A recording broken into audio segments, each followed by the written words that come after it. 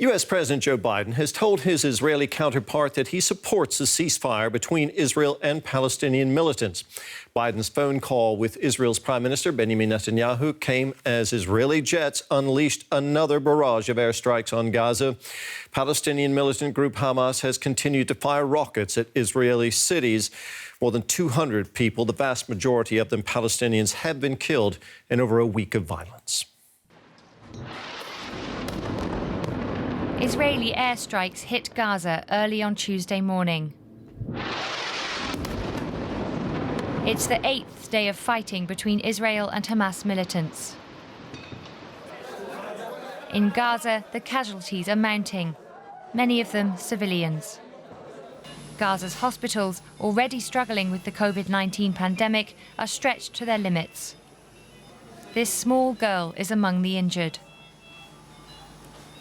And this boy has lost several members of his family.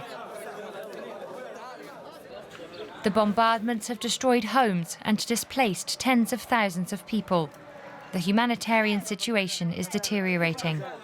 The power supply across Gaza has been reduced to 6 to 8 hours per day on average, with a number of feeder lines not functioning. That in turn disrupts the provisions of healthcare and other basic services, including water, hygiene, and sanitation. Israel says it's targeting senior Hamas militants. The military released this footage, which it says shows airstrikes on 5 houses belonging to Hamas commanders. The directive is to continue to strike at terror targets. The IDF is doing well. Today it has eliminated another senior Islamic Jihad commander.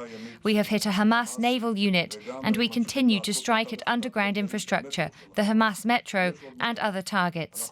We will continue to act as necessary to restore peace and security to all residents of Israel. The escalation in violence began after clashes between Israeli police and protesters over the planned eviction of Palestinian families in East Jerusalem. Since then, Hamas has kept up a steady stream of rockets. Some of them make it past Israel's Iron Dome defense system, like here in Ashdod, where a residential building was damaged and several people were injured. There is little sign of the violence slowing. As global calls mount for an end to the bloodshed, the White House says President Biden told Netanyahu in a phone call that he supported a ceasefire, but he stopped short of calling for one.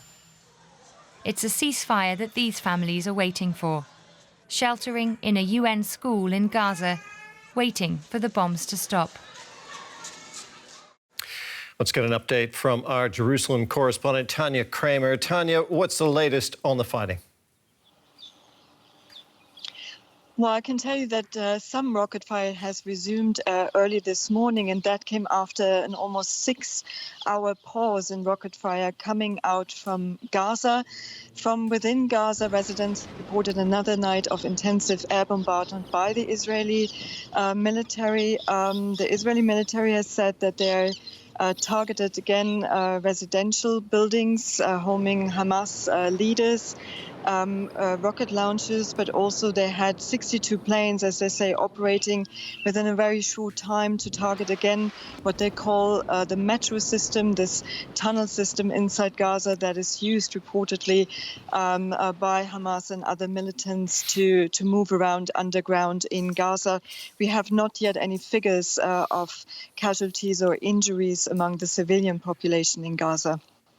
Well, talking about the civilian population, Tanya, the UN is warning of an escalating humanitarian crisis in Gaza. Is aid getting through? Well, absolutely. There has been no humanitarian corridor so far. This is now a week into the hostilities. Only Egypt has opened its border, taken in some of the injured people. According to the UN, there are about 40,000 people that have been internally displaced. They're seeking shelter in UN schools, and there are also a couple of thousands who have lost their homes in strikes on residential buildings. There's also concern over the low electricity supply. Gaza had always chronically a problem with electricity, but it's getting lower and there's also concern over the main power station running out of fuel sometime soon. And of course, on top of that, Gaza has seen a very high corona infection rate before this round of hostilities began, and that is of concern to many that people can't take really proper precautions now. Calls for ceasefire are growing. What can you tell us about diplomatic efforts to end the violence, Tanya? Well, there seem to be a lot of statements internationally, on the one hand supporting Israel's actions, on the other hand expressing concern about the humanitarian situation, about civilian deaths, but there seems to be no concerted effort to really push for an immediate ceasefire.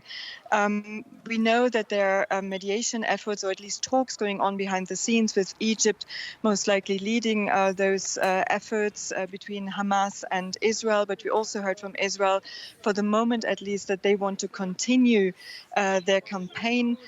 We also heard now from US President Joe Biden in another call to the Israeli Prime Minister, expressing support for a ceasefire, but he fell short of demanding it immediately.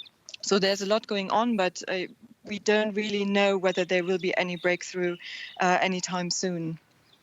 Tanya, thank you very much, as always. Our Jerusalem correspondent, Tanya Kramer.